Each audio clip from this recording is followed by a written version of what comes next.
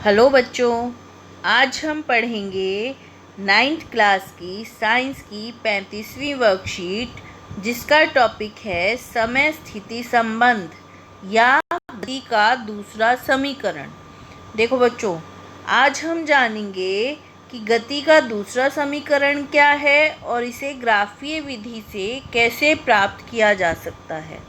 पिछली वर्कशीट में हमने ग्राफीय विधि के द्वारा गति का पहला समीकरण प्राप्त किया था। आज हम दूसरा समीकरण प्राप्त करेंगे। अब जैसा कि हमें मालूम है कि जब कोई वस्तु सीधी रेखा में एक समान त्वरण से चलती है तो क्या होता है, एक निश्चित समय अंतराल में वह एक निश्चित दूरी तय करती है। ठीक है, और इसको हम कैसे ज्ञात कर सकते हैं?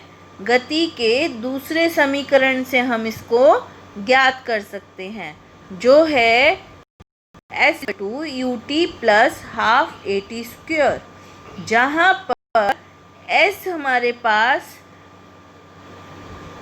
दूरी है, u हमारे पास प्रारंभिक वेग है, t हमारे पास समय है और a हमारे पास त्वरण है। ठीक है, अब यह गति का दूसरा समीकरण वस्तु के समय व स्थिति के बीच में संबंध को दर्शाएगा। आओ कैसे निकालेंगे हम गति का दूसरा समीकरण ग्राफीय विधि द्वारा, देखते हैं। देखो, हमारे पास ये ग्राफ है, ठीक है, और इस ग्राफ के अंदर पिछली ग्राफ की तरह से एक वस्तु है जो वेग से चल रही है और A पॉइंट और B पॉइंट, 2 पॉइंट हमने लिए और इन दोनों पॉइंट्स को हमने x एक्सिस यानी कि x अक्ष और y अक्ष से मिला दिया। अब हमें क्या प्राप्त हुआ? OABC प्राप्त हुआ, जहाँ पर OA प्रारंभिक वेग है और BC अंतिम वेग है। ठीक है, प्राप्त हुआ OABC। अब यहाँ पर इसको हम 2 भागों में बांट सकते हैं, एक आयत और एक त्रिभुज। ठीक है, OADC और ABD 2 चीज़ें हो गई।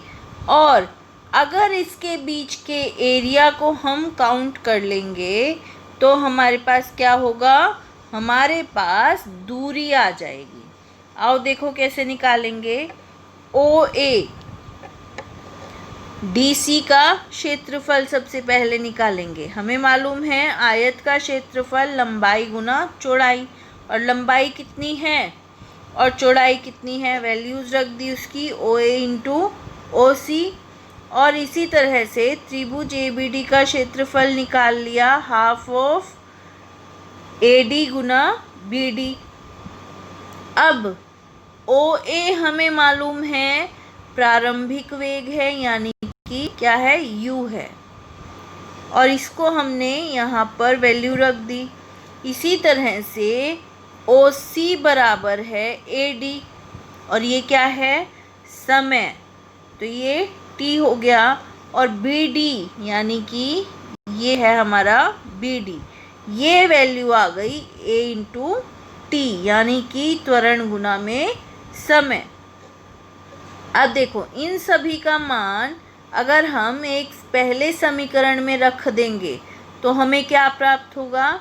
हमें ये समीकरण प्राप्त हो जाएगा, जो है हमारा गति का दूसरा समीकरण, यानी कि s = ut + ½ at²।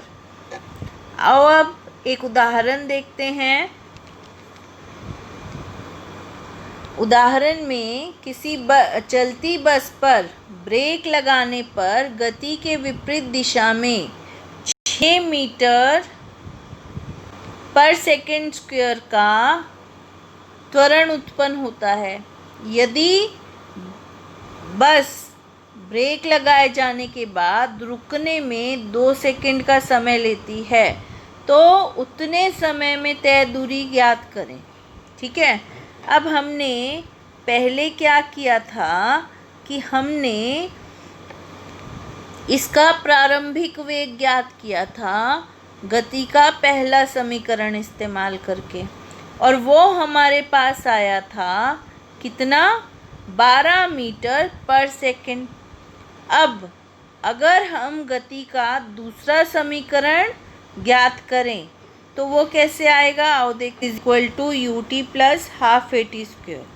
तो हमने इसमें वैल्यूज़ रखी, प्रारंभिक वेग 12 मीटर पर सेकंड, समय है हमारे पास 2 सेकंड, त्वरण हमारे पास -6 मीटर पर सेकंड स्क्वायर। माइनस क्यों, क्योंकि बस रुक रही है इसलिए। समय टी स्क्वायर यानी कि 2 का स्क्वायर।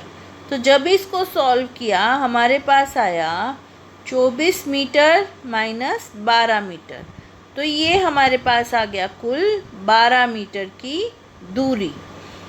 तो हमारे पास 2 समीकरण लगाने से प्रारंभिक वेग भी आ गया और हमारे पास दूरी भी आ गई। ये थी हमारी वर्कशीट। आओ अब कुछ प्रश्न करते हैं। सबसे पहला प्रश्न है, गति का पहला और दूसरा समीकरण लिखिए। ठीक है, पहला समीकरण हमने किया था v = u + at। ठीक है, और दूसरा समीकरण हमारे पास कौन सा है, ये, यानी कि s = ut + half at square. अगला प्रश्न है, गति के दूसरे समीकरण को वेग समय ग्राफ से व्युत्पन्न कीजिए। तो यहाँ पर हमने क्या किया, हमने इस ग्राफ का इस्तेमाल करके गति के दूसरे समीकरण को व्युत्पन्न किया। तो हम लिख सकते हैं। अब तीसरा प्रश्न है, कोई कार एक समान रूप से 1 मीटर पर सेकंड स्क्वायर से त्वरित होकर 5 सेकंड में 5 मीटर पर सेकंड से 10 मीटर पर सेकंड की चाल को प्राप्त करती है। इसका मतलब क्या हुआ, हमारे पास A है, क्या है A, ये हमारे पास है A यानी कि त्वरण, ये हमारे पास है समय यानी कि T, प्रारंभिक वेग हमारे पास है 5 मीटर पर सेकंड यानी कि U, और ये हमारे पास है v। तो हमारे पास ये समीकरण में रखने के लिए चारों चीज़ें हैं, तो हम इसकी दूरी को निकाल सकते हैं। तो बच्चों, ये प्रश्न आप अब कर सकते हो। ये थी हमारी आज की 35वीं वर्कशीट। आई होप आपको समझ आई होगी और अब आप इसको आसानी से कर पाओगे। Thank you.